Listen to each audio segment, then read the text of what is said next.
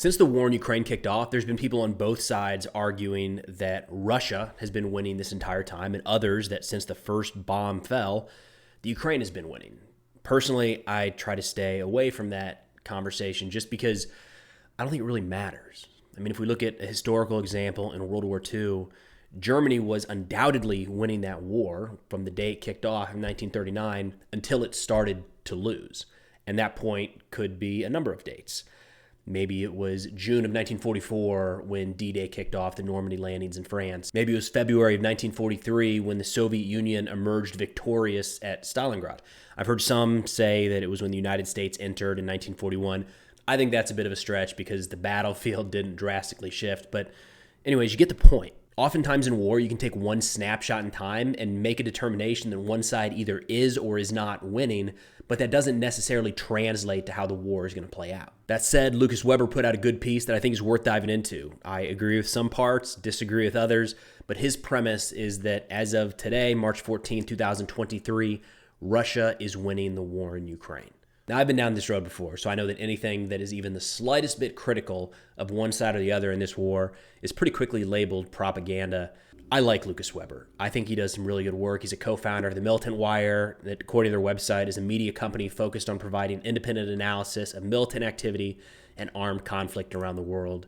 In the past, he's worked for the Jamestown Foundation and the Hudson Institute. I bring all that up to say that he is most likely not a Kremlin mouthpiece pushing Russian propaganda on behalf of Vladimir Putin, which unfortunately he's probably been called that and worse after publishing this. But to get into his article, a couple things I wanted to call out. Weber said, quote, "Since the last of Russia's forces crossed the Dnieper River in Kherson, putting a natural barrier between the two sides, the war has gradually swung in Moscow's favor, and Ukraine once again finds itself on the back foot. Russia has now mobilized over 300,000 men, stabilized its lines, significantly hardened its defensive positions with fresh personnel and sprawling trench and barrier systems, and has escalated with an intense strategic campaign that is, amongst other things, crippling Ukraine's energy grid." I think this is all pretty spot on at this point. I understand there could be an argument as to whether or not Ukraine is on their back foot, as he mentions here, but Ukraine has not really kicked off any sort of major counteroffensive in months now, largely due to the weather, but Russia has continued to press forward and over the winter months has continued to take territory in the eastern part of the country. Russia has conducted a mobilization, and they have, just based off satellite imagery, significantly built up their defensive positions all across the front, which, if Ukraine is going to kick off some sort of counteroffensive, is going to make it that much harder for them to actually punch through. Weber continues, quote, "Despite its chaotic and blunder-filled start to the war, as well as Ukraine's impressive feats in expelling its forces from parts of Kharkov and Kherson, Russia has consolidated its defenses and transitioned into a strategy focused on leveraging its considerable firepower advantage with the express purpose of attriting Ukraine's armed forces. When Putin declared war and put forth demilitarization as one of the special military operations' key objectives, it was meant in earnest." I don't think this part gets as much attention as it should. Early in the war, Russia made a lot of mistakes, and there were armchair generals around the world critiquing, how their armored formations were moving through urban settings, or the lack of infantry moving alongside their tanks. And for those of us in Western forces, looked at that and said, that's so wrong. How could they possibly be that off? And I think that's carried forward to today into this belief that the Russian military is the exact same force that's going to make the exact same mistakes that they did over a year ago. Now, if you watch some of their operations, they still do kind of defy logic, especially down around Volgodar, where tanks and armored personnel carriers are driving straight through minefields, getting blown up one after the other. That's still hard to get your head around. I got it. But I do think at times we have taken this a bit too far and kind of extrapolated out Russia's mistakes in some areas to their entire force and say that they are essentially incapable of conducting any successful operations in the battlefield, which is a little bit at odds with the fact that Russia has taken territory in the east and southern parts of Ukraine. It might not be moving as fast as a lot of outsiders would have expected, but at the end of the day, compared to 1 year ago, they are still moving forward. The article goes on, quote, "Lieutenant Colonel Alex Vershinin of the Royal United Service Institute has provided an apt explanation of the two sides' opposing approaches to the conflict, describing how the Russians are fighting a traditional firepower-centric war of attrition, while Ukraine is pursuing a terrain-focused war of maneuver. This right here is why I think both sides can sometimes have valid arguments as to who is actually winning this war. Ukraine can look at the map and say, look how little territory Russia's been able to conquer over the last year. And look at these areas the Ukrainian forces have liberated after the Russian occupation. The Russian point of view on this firepower-centric war of attrition designed to, reduce and eliminate the Ukrainian military, it's based on casualties, heavily based on casualties at least, and that's not public information. There's so much speculation about casualty figures on both sides, but it's not even one for one. 100,000 casualties on one side does not equal 100,000 on the other side. How many bodies is Russia willing to throw into this war of attrition to accomplish their goals?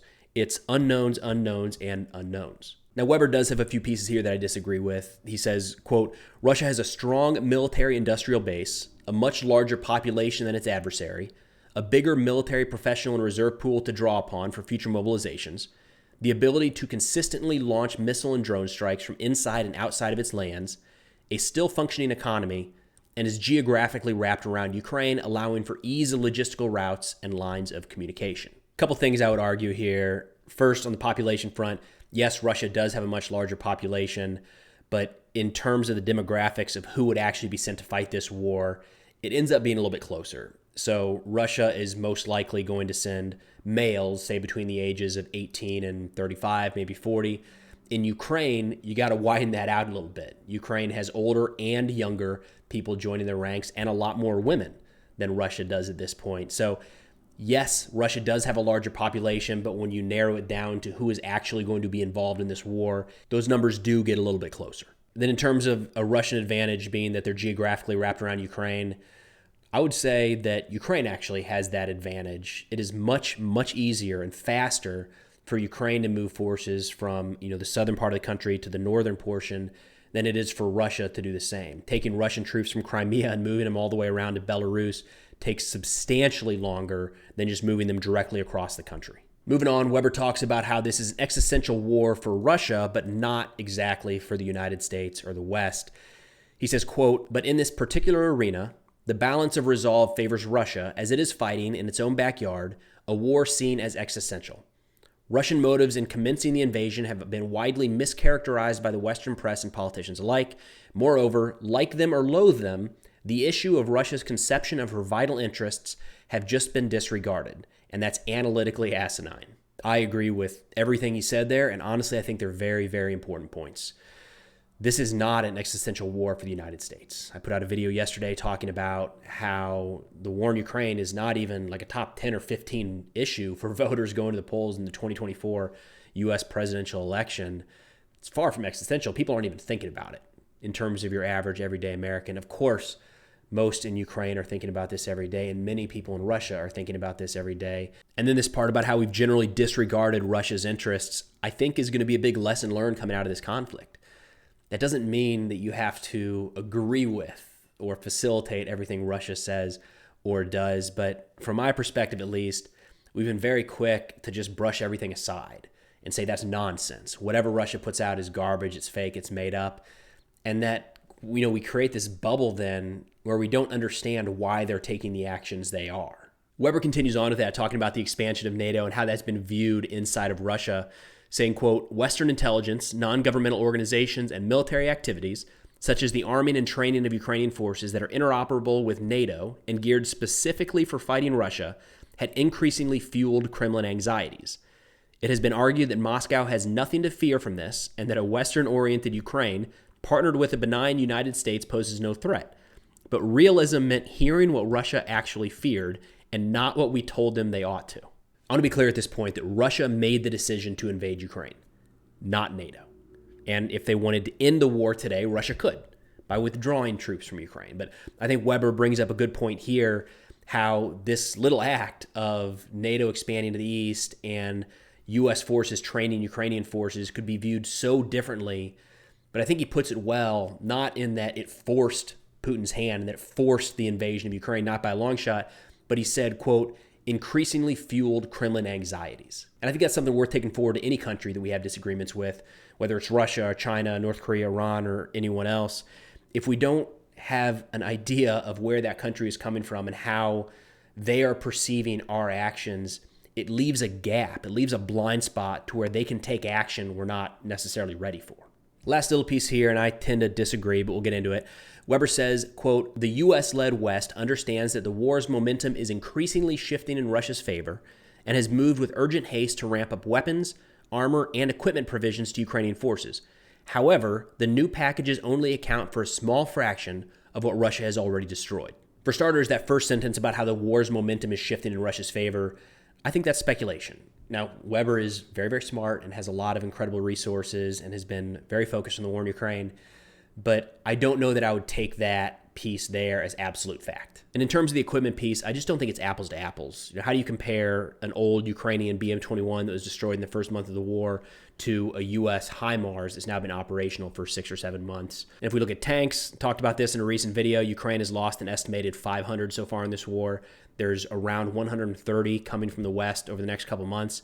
I wouldn't necessarily call that a small fraction. It's 25% or so. And if we're comparing, cannon artillery to cannon artillery and tanks to tanks, things like that, we're leaving out a lot of the new weapon systems that weren't in Ukraine's arsenal to start the war. The ground-launched small diameter bombs, the mass amount of drones and loitering munitions that have made their way into country. So personal opinion, I just don't think NATO and the United States' goal is to equal Russia in all these different categories, right? They're equipping Ukraine with different types of munitions than just standard tube artillery, BMPs, and tanks. Overall, I think Lucas Weber put together a really good article here.